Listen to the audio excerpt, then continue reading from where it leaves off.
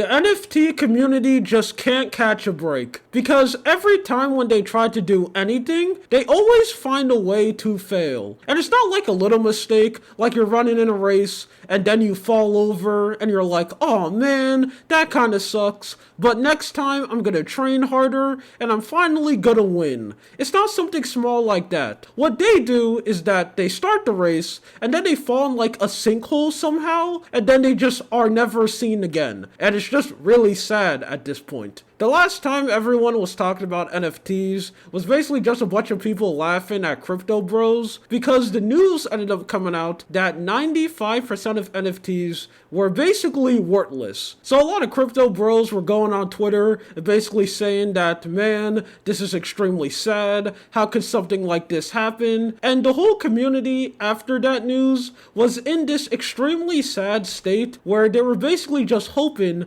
that maybe one day the NFT that they spent thousands of dollars on will maybe be profitable and they will be able to make some type of profit, even if it's something extremely small. And I'm pretty sure a lot of people who made NFTs knew that. So, one of the biggest NFT brands came up with an amazing idea, and that was to host a party. Now, the people who were running this party was the people who created Bored Apes, which I think is still the most popular NFT out there. They ended up hosting a party where everyone who had a Bored Ape was basically allowed in for free. All you had to do was come there. And I'm pretty sure the main reason why they decided to do something like this is to just uplift the community a little bit. So I think they thought that, hey, if we go host this like exclusive party, everyone is going to be extremely happy and they're going to feel extremely cool that they still own an NFT. What could go wrong? Well, everything went wrong, because a lot of people ended up going to the party, ended up waking up in the middle of the night with a pretty big jump scare. That is being, a lot of them had extremely bad skin pain, eye irritation, or at worst, some of them were even temporarily blinded. Now, how did something like this happen? Well, that was because the people who ended up hosting the party, I guess, didn't really care enough to check the lights, and ended up installing lights that had so much power, it was basically the same equivalent of just looking at the sun for an extremely long period of time. So the people at the party was actually getting burned, like their skin and their eyes were basically just melting away, which is something that's extremely impressive that you're able to make a mistake like this. Now, the official Bored Apes Yacht Club ended up making a tweet about it, and it was extremely bad. They were basically downplaying the situation, saying that it wasn't really that much of a big deal, because only 1% of the people who were joining the party ended up getting injured, which is an extremely bad response. One, I'm pretty sure that's a lie, because the party wasn't really that big.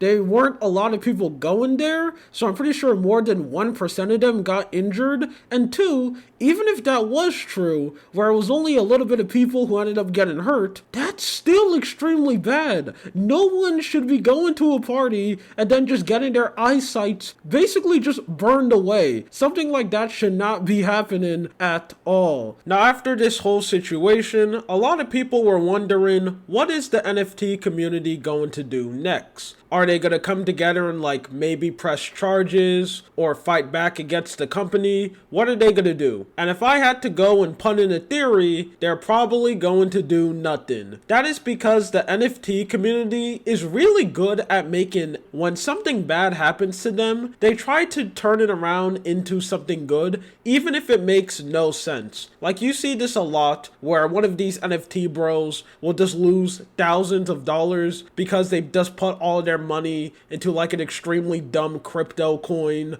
or like into an NFT that isn't profitable anymore. And they'll go on Twitter talking about, I'm gonna make so much money, this coin is gonna go to the moon, I'm gonna be rich, and all the rest of you guys are gonna be poor looking at me in my brand new luxury car and in my extremely cool expensive stuff. Just for that coin to flop and the NFT to be worthless in the future. And then you'll see the same crypto bro on Twitter going like, yeah, I ended up losing like $1,000, but it doesn't really matter at the end of the day. day, I'm gonna use this as a learning experience because now I know to not fall for bad crypto coins. So that's why I put $4,000 into this brand new crypto coin that is definitely not going to flop. You see that so much, and it's basically like this infinite cycle that just never ends, which is just kind of sad to see, but I'm not gonna lie, it's pretty funny. So I'm 100% positive that everyone who went to the party probably already forgave them. They were like, yeah, it was just a mistake. You know, some people's mistake is that they eat too much cookies and they give themselves a stomach ache, and other people's are they host the event,